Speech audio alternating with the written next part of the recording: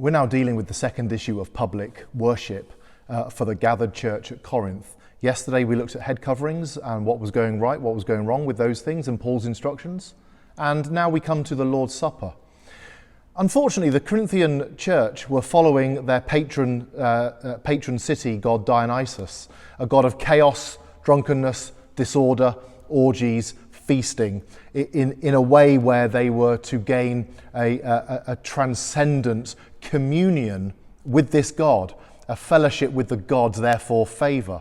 But what was happening was, it was the wealthy, it was the elite, it was those who were bossing the show, who were eating all the food, drinking all the drink, getting drunk at the communion table of the Lord, whilst preventing the poor, the needy, the socially low caste, those on the margins of society, those who would have been despised by the wealthy elite of the church.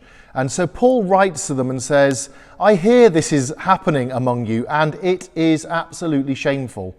He then talks about receiving from the Lord this tradition, what's been delivered, what's been handed on. And this is a most loved verse that is read out at most Eucharist celebrations in the church in our day and for 2,000 years. It is quite something.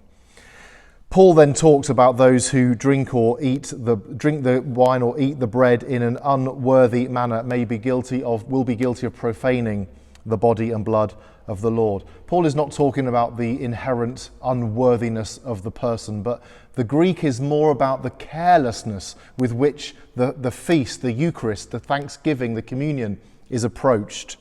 And so he says, anyone who does this in a careless way, anyone who disregards others for whom Christ died, verse 29, whoever eats and drinks without discerning the body eats and drinks judgment on himself. Those who do it this way will be essentially aligning themselves with those who held the hammer and those who put the nails into the hands and feet of Christ. In other words, they'll be saying that they're on the side of those who crucified Christ, and they'll be doing it all over again by their actions. So Paul says, look, verse 33, so then, my brothers and sisters, when you come together to eat, wait for one another. Eat together, share the food. You are one body. This is a public act of sacramental worship. If anyone is hungry, let them eat at home, so that when you come together, it will not be for judgment. In other words, get this right, because I'm now going to talk about spiritual gifts, and you will be amazed that God has even given gifts to the poor and the needy, those whom you marginalized. So you need to pay attention.